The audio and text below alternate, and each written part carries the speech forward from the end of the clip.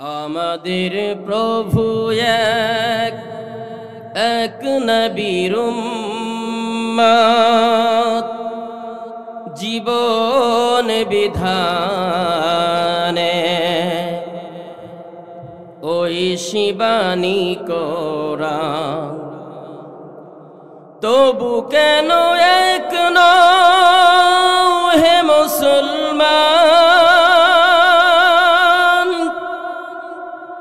এক হও এক হও করিয়াও ভান।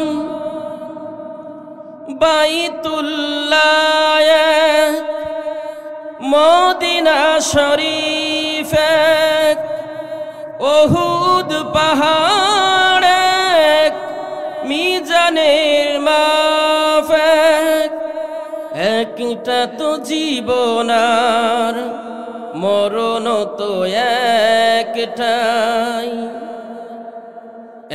একটা তো জীবনার মরণ তো একটাই।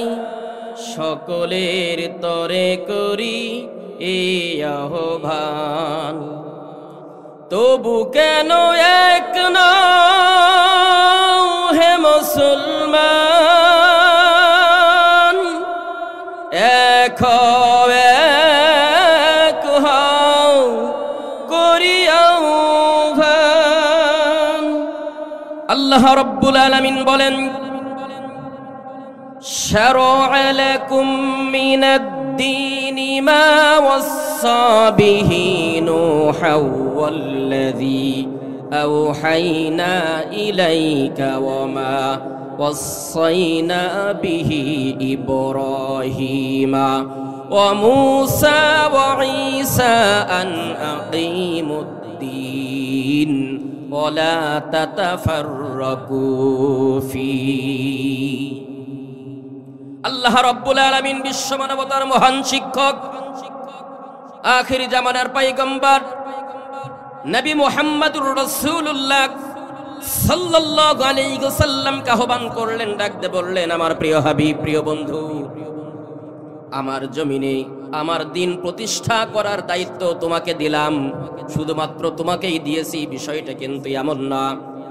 তোমার পূর্বে নবী মূসা, নবী ঈসা, ইব্রাহিম সহ যত নবীকে আমি আল্লাহ রাব্বুল আলামিন এই দুনিয়ার বুকে প্রেরণ করেছিলাম, প্রত্যেকটা নবীকেই আমি আল্লাহ রাব্বুল আলামিন দিন প্রতিষ্ঠার দায়িত্ব দিয়ে এই দুনিয়ার বুকে প্রেরণ করেছিলাম। চিৎকার দিয়ে বলি সুবহানাল্লাহ। কোরআনুল কারীমের সূরাতুল মাইদার ৬৭ নম্বর আয়াতের ভিতরে আল্লাহ রাব্বুল আলামিন বলেন, নবী, ইয়া আইয়ুহার রাসূলু বাল্লিগ মা উনজিলা ইলাইকা মির রাব্বিক ওয়া ইল্লাম তাফআল ফামা বাল্লাগতা রিসালাতা ওয়াল্লাহু ইয়াসিমুকা মিনান নাস ইন্নাল্লাহা লা ইয়াহদিল কওমাল কাফিরিন। চিৎকার দিয়ে বলি আল্লাহু আকবার। আল্লাহ রাব্বুল আলামিন বলেন, আমার প্রিয় হাবিব, ইয়া আইয়ুহার রাসূল, হে আমার প্রিয় বন্ধু, প্রিয় হাবিব, তোমাকে আমি আহ্বান করতেছি, বাল্লিগ, তুমি তাবলীগ করো। কি দ্বারা তাবলীগ করতে হবে? আল্লাহ রাব্বুল আলামিন বিশ্ব মানবতার মহান শিক্ষককে তিনি ডাকতে বলতেছেন, মা উনজিলা ইলাইকা মির রাব্বিক, তোমার রবের পক্ষ থেকে যেই কিতাবটা তোমার প্রতি অবতীর্ণ করা হয়েছে সেই কিতাব দিয়েই তোমাকে তাবলীগ করতে হবে। জবান ছেড়ে বলেন তো, আল্লাহ যেই কিতাবটা নাজিল করলেন সেই কিতাবটার নামটা কি? এর বাহিরে আল্লাহর নাজিলকৃত কোরআন ছাড়া ব্যক্তি, পরিবার, রাষ্ট্রনৈতিক জীবনে কখনো শান্তি প্রতিষ্ঠিত হতে পারে?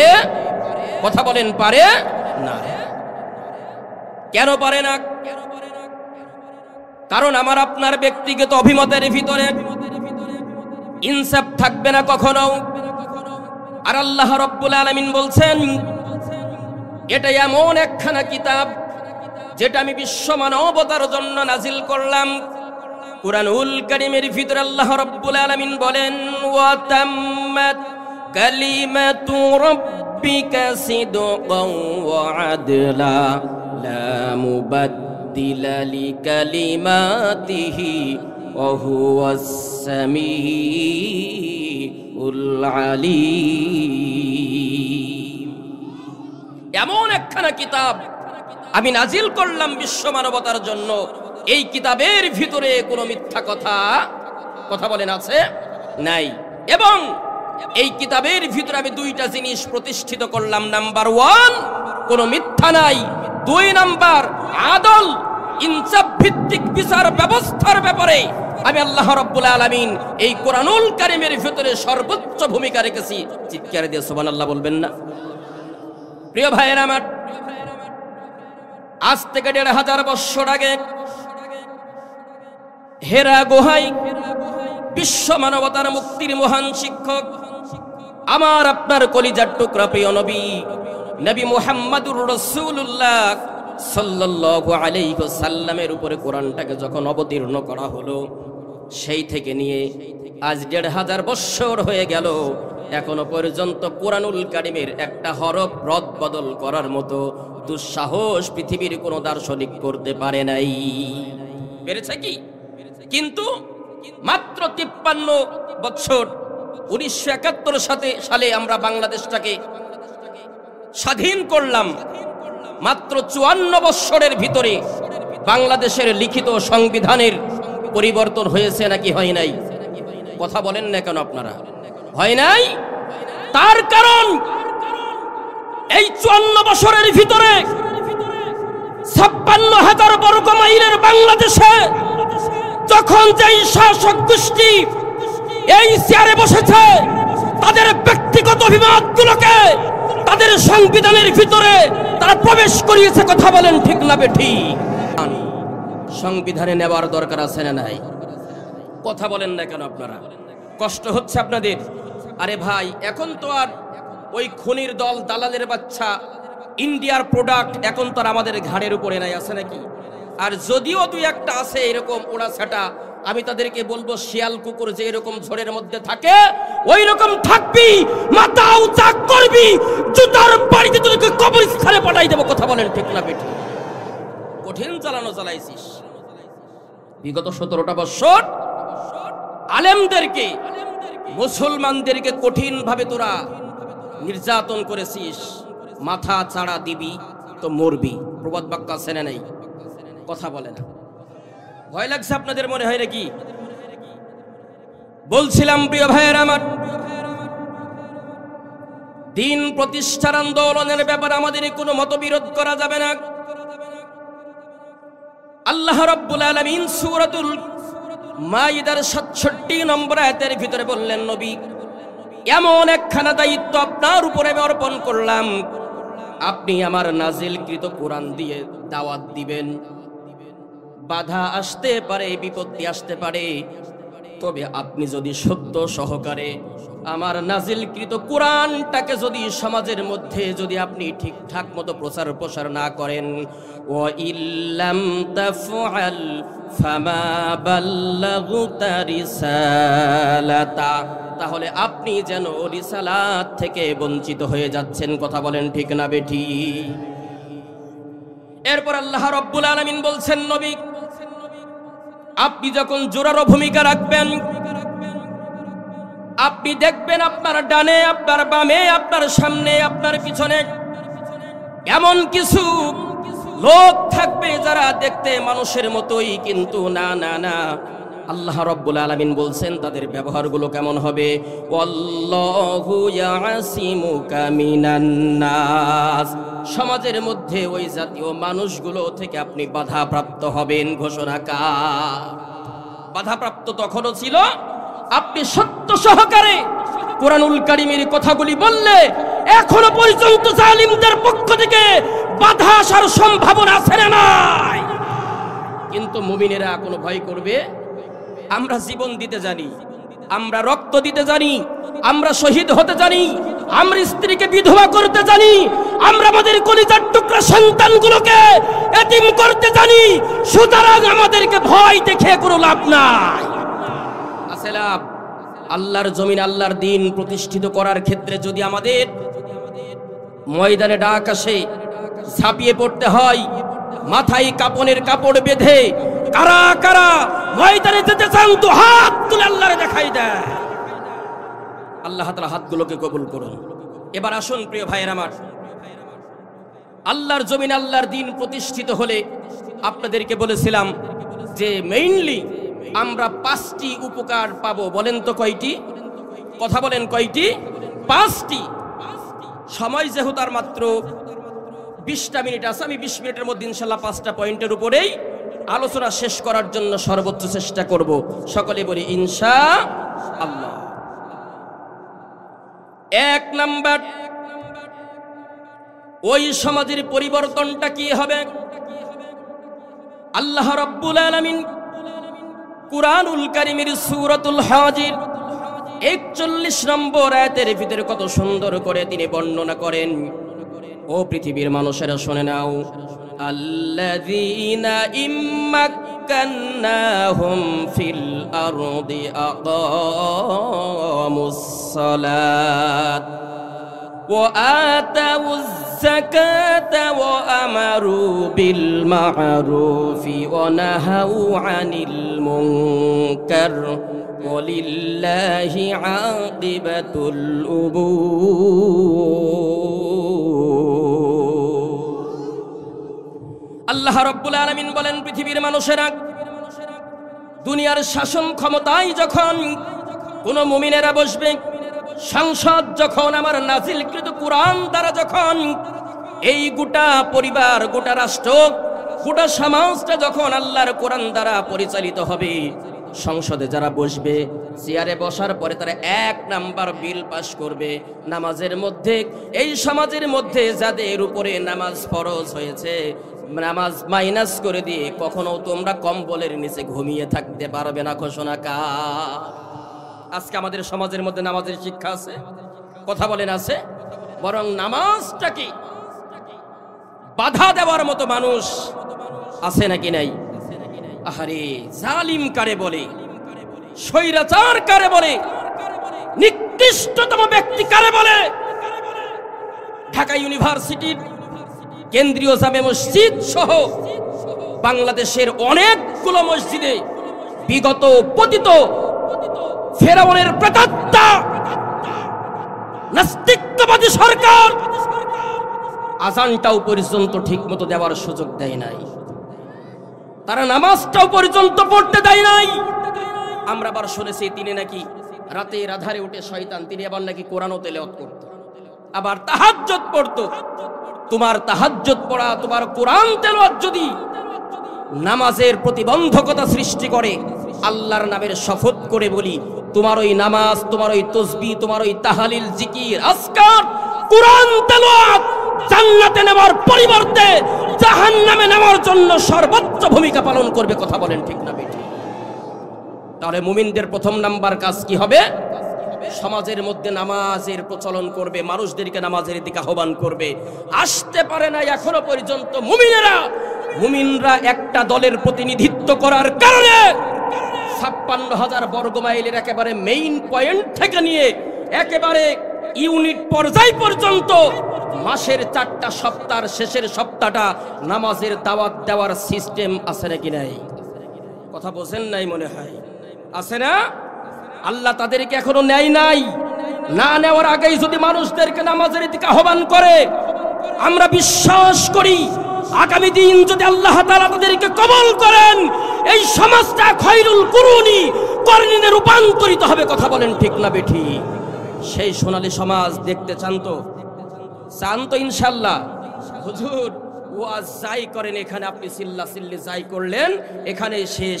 আপনি চিল্লাচিল্লি করবেন, উঠবেন, আমরা লুঙ্গি একখানা ঝাড়া দেব, ওয়াজ আমরা মগজ থেকে ধুলাই করে বাহির করে দিব। ঠিক আছে না? এটাই তো হয় কিনা? তাহলে প্রথম নাম্বার কি হবে বলেন তো? আল্লাহর জমিনে যদি কোরআন দ্বারা পরিচালিত হয়, এই সমাজের মানুষদের প্রথম নাম্বার শিক্ষা হবে নামাজ। আমার প্রিয় ভাইয়েরা,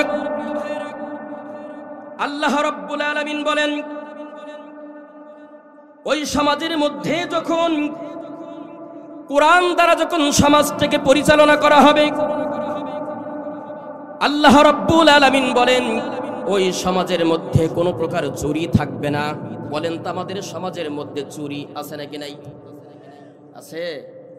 এই সাবজেক্ট আমি বাদ দিয়ে দিই মাহমুদুল, তাই না? একটু সমস্যা আছে নাকি নাই? একটু আপনারা বলেন, আমি কি বলবো নাকি বাদ দিয়ে দিব? বলবো তো। 2 নাম্বার, সমাজের মধ্যে কোনো রাহাজানি, খুন, ছিনতাই, ধর্ষণ, চুরি, ডাকাতি, লুটতরাজ এগুলো করার মতো দুঃসাহস কেউ করতে পারবে না। ঘোষণাকার কথা বলেন, ঘোষণাকার আল্লাহ। আল্লাহ রাব্বুল আলামিন কুরআনুল কারীমের সূরাতুল মাইদার 38 নম্বর আয়াতের ভিতরে বলেন, ওয়াস-সারিকু ওয়াস-সারিকাতু ফাকতাউ আইদিয়াহুমা জাযাআম বিমা কাসাবা নাকালাম মিনাল্লাহ ওয়াল্লাহু আজিজুন হাকীম।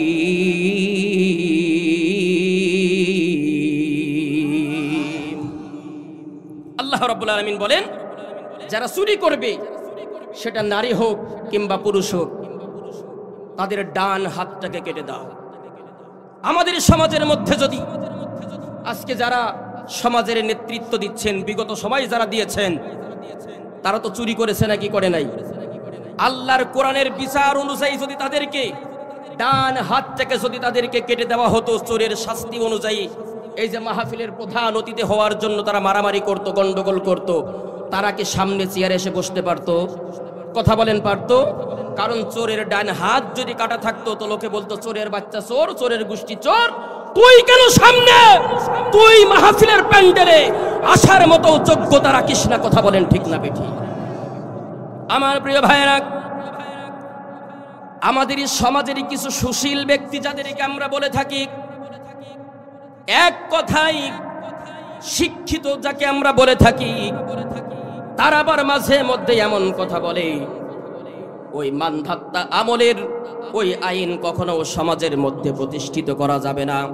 কারণ হাত যদি একটা মানুষকে কেটে দেওয়া যায়, ওই মানুষটা চুরি করার অপরাধে যদি হাত কেটে দেওয়া হয়, তার প্রতি অবিচার করা হবে। চিৎকার দিয়ে বলি নাউজুবিল্লাহ। কেন বলে তারা জানেন? কারণ চোর তো তাদের ভিতরে একেবারে গোড়া থেকে নিয়ে মাথা পর্যন্ত প্রত্যেকটা জায়গায় চোরের বাচ্চা চোরগুলো বসে আছে। কেন আছে? কারণ সারাটা দিন রোজা থেকেছি, এখন ইফতারি করার সময় যদি কেউ ইফতারিটা সামনে খাওয়ার সুযোগ না দিয়ে যদি কেড়ে নেয়, মেজাজ ঠিক থাকবে নাকি স্বাভাবিক থাকবে? স্বাভাবিক থাকার কথা নাকি অস্বাভাবিক? কথা বোঝে না। হ্যাঁ, মেজাজ খারাপ হবে না ভাইজান? মেজাজ খারাপ হবে না? বোঝেন কথা? ওটা আপনারা ঠিক করেন, আপনারা ঠিক করেন। প্রিয় ভাইয়েরা আমার, একটা বাস্তব উদাহরণ দিলে আপনারা বুঝতে পারবেন। মাঝে মধ্যেই বিশেষ করে আমাদের মায়েরা বোনেরা যারা আছে, দেখবেন আমাদের মায়েদের বোনেদের ব্রেস্ট টিউমার হয়। আপনাদের এই শৈলমারি গ্রামে 2-5টা খুঁজলে পাওয়ার সম্ভাবনা আছে না নাই? আপনি ঢাকা মেডিকেলে চলে গেলেন, অথবা ইবনে সিনাতে গেলেন, অথবা স্কয়ার হাসপাতালে আপনি গেলেন, আপনি আপনার স্ত্রী, আপনার মা, আপনার বোন, আপনার মেয়েটাকে নিয়ে গেলেন। পরীক্ষা নিরীক্ষা করার পরে দেখা হলো আপনার স্ত্রী অথবা আপনার বাড়ির মেয়ে লোকের ব্রেস্টে টিউমার বা ক্যান্সারের ঝুঁকি হওয়ার সম্ভাবনা আছে। ডাক্তার আপনাকে পরামর্শ দিল, ভাই এটার যদি সঠিকভাবে অপারেশন করা না হয় তাহলে ক্যান্সারের ঝুঁকি আছে। আপনার মেয়ে যদি হয়, আপনার মা যদি হয়, আপনার বোন, আপনার স্ত্রীও যদি হয়, আপনি বলবেন ডাক্তার সাহেব 1 লাখ নয়, 2 লাখ নয়, 10 লাখ টাকা দেব, প্রয়োজনে আপনি ক্যান্সার থেকে বাঁচান, প্রয়োজনে আমার বাড়ির ওই মেয়ে লোকের স্তনটা টোটালেই কেটে দেন। এমন কথা আমরা বলি কিনা? আর আপনি যদি বলেন ও ডাক্তার সাহেব আপনাকে 1টা টাকাও দেব না, আপনি যদি আমাকে 1 কোটি টাকাও দেন, তাও আমি আমার স্ত্রী, আমার মা, আমার বোন, আমার কলিজার টুকরা মেয়ে সন্তানটার অপারেশন আমি করতে দিব না। 1 মাস 2 মাস সর্বোচ্চ 3 মাসের ভিতরে ওই ব্রেস্টে ক্যান্সার হয়ে মরার সম্ভাবনা আছে না নাই?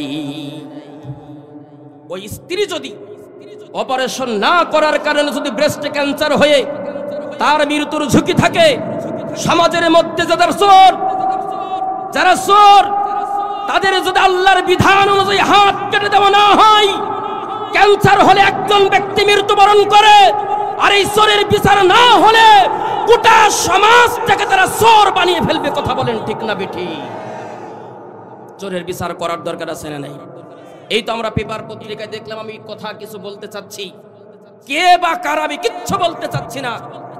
এই যে আমার ফেসবুক বা ইউটিউবের মাধ্যমে দেখলাম যে কয়েকশো বস্তা সার চুরি করেছে।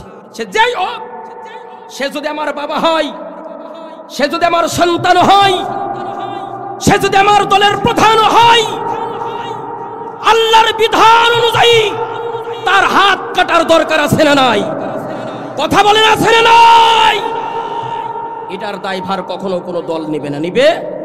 ব্যক্তি চুরি করেছে, অবশ্যই তাকে আইনের আওতায় আনতে হবে। সেটা যত বড় সম্ভ্রান্ত পরিবারের সন্তান হোক, যত বড় একটা দেশের সর্বোচ্চ দলের কর্মী হোক, তারপরেও তাকে আইনের আওতায় আনার দরকার আছে না নাই? কথা বলেন আছে না নাই? প্রিয় ভাইয়ের আমার, আখেরি জামানার পয়গম্বর নবী মুহাম্মদুর রাসূলুল্লাহ সাল্লাল্লাহু আলাইহি ওয়াসাল্লামের জামানায় বনু মাখজামিয়া গোত্রের একজন মহিলা, অত্যন্ত সম্ভ্রান্ত পরিবারের একজন মহিলা চুরির সাথে সম্পৃক্ত হয়ে গেল, এবং সেটা বাস্তবে প্রমাণও হয়ে গেল। আল্লাহর পয়গম্বর সঙ্গী সাহাবীদেরকে ডাকতে বললেন, ও আমার সাহাবীরা, ওই নারীর হাত কেটে দেওয়ার জন্য একটা দিনক্ষণ নির্ধারণ করা হোক, এবং শুধু যেমন তেমন ভাবে হাত কাটা হবে না, মাইকিং করা হবে, অ্যানাউন্স করা হবে। হাজার হাজার মানুষ যখন একত্রিত হবে, ওই লক্ষ লক্ষ মানুষের সমাগমের মধ্যেই সকলের সামনে তার হাত কেটে দিতে হবে। বিশ্ব নবীর এমন ঘোষণা শোনার পরে মাইকিং করা হলো, অ্যানাউন্স করা হলো, চিৎকার দিয়ে বলি আল্লাহু আকবার। ও আমার কলিজার টুকরা ভাইরা, আমার মুরব্বী বাবারা, ও আমার শৈলমালির কলিজার টুকরা প্রিয় ভাই বাবাজিরা, আমার উজুলপুর এলাকাবাসী, আপনারা শোনেন, আখিরি জামানার পয়গম্বর নবী মুহাম্মদুর রাসূলুল্লাহর কাছে কিছু কিছু সাহাবী চলে গেল। ওগো আখিরি জামানার পয়গম্বর নবী মুহাম্মদ সাল্লাল্লাহু আলাইহি সাল্লাম অত্যন্ত সম্ভ্রান্ত পরিবারের একজন নারী, তার হাত যদি কেটে দেওয়ার বিধান এখন করা হয়, হাত যদি কেটে দেওয়া হয়, আমাদের সমাজের মধ্যে একটা বিশৃঙ্খলা হওয়ার সম্ভাবনা আছে। প্রিয় ভাইয়েরা আমার, আল্লাহর পয়গম্বর বললেন, বিশৃঙ্খলা তো অনেক দূরের কথা, তাদের বিরুদ্ধে যদি যুদ্ধ ঘোষণা করতে হয় তাও করো, আর তাদেরকে শুনিয়ে দাও সে একটা সম্ভ্রান্ত পরিবারের কন্যা সন্তান, তাতে কি হয়েছে? আমি নবী মুহাম্মদ, আমার কলিজার টুকরা সন্তান ফাতেমাও যদি চুরির সাথে সম্পৃক্ত হতো, চুরির দায়ে আমার কলিজার টুকরা সন্তান ফাতেমার হাতটাও কেটে দিতে আমি যাররা পরিমাণ দ্বিধা বোধ করতাম না। চিৎকার দিয়ে বলি আল্লাহু আকবার, আকবার, আকবার।